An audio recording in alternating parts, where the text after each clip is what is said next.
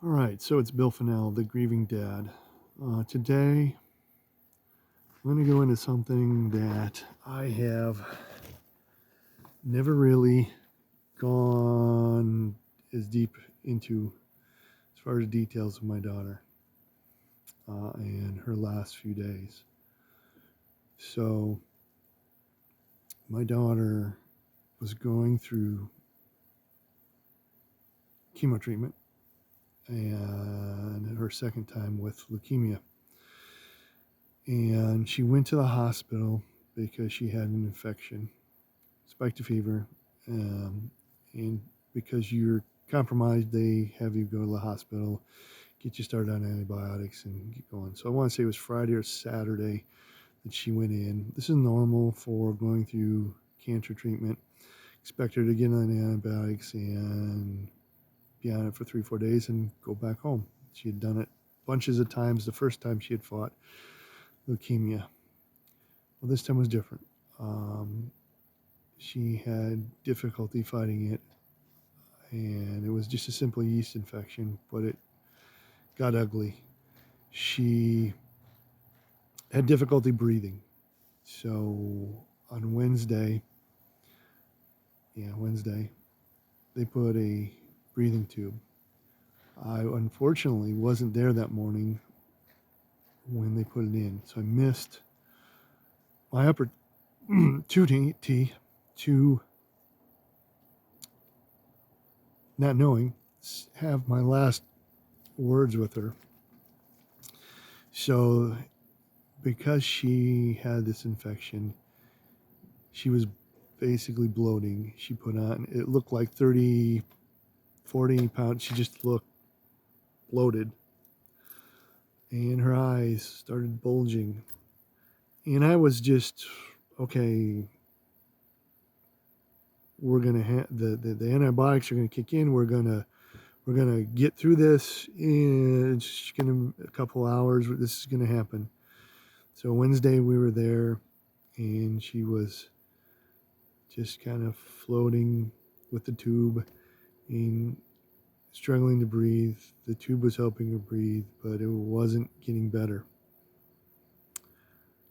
Stayed there Thursday, stayed there.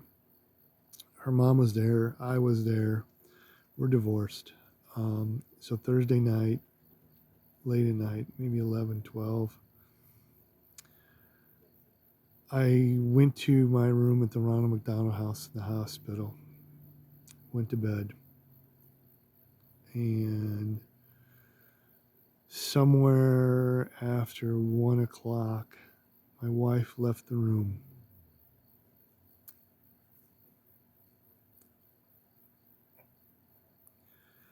And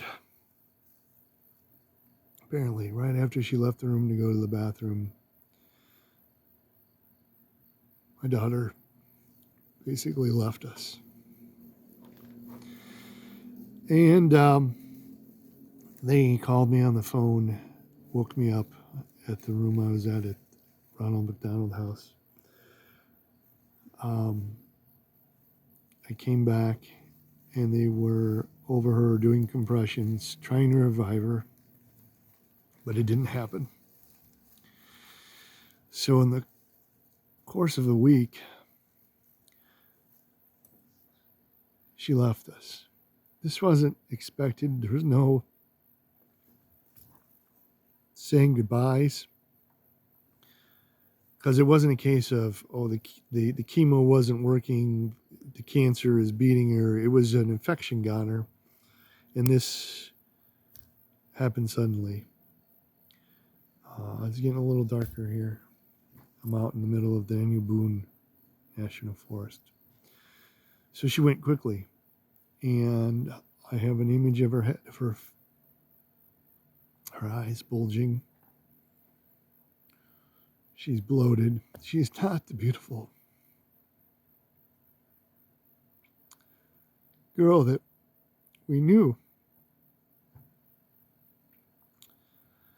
So she passed away at 1:30 in the morning in 2017 on St. Patrick's Day. We made arrangements for the funeral. Myself, I would have preferred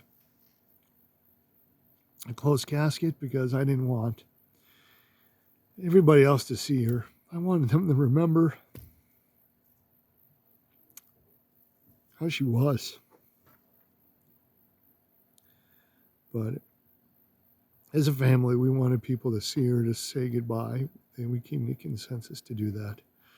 And wow, this is fading quick, but I don't want to redo this because I want you to see the emotion here.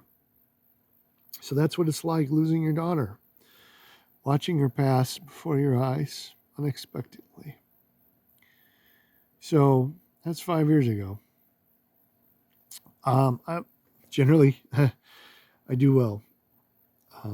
I have become a certified grief specialist. I help other people deal with grief. I'm going to do a bunch more videos about all this, but I wanted to just share some of that raw stuff, get it off my chest, let you know. From my heart to yours, I'm Bill Fennell. The Grieving Dad is my website, dreamingdad.com, or you can find me on Facebook, YouTube. This is getting really dark, so thank you for going through this with me, and I will reach out to you. But if you do want to reach me to talk about your loss, 219-210-6000. Text me first. We can have a conversation. Again, from my heart to yours, we'll talk to you.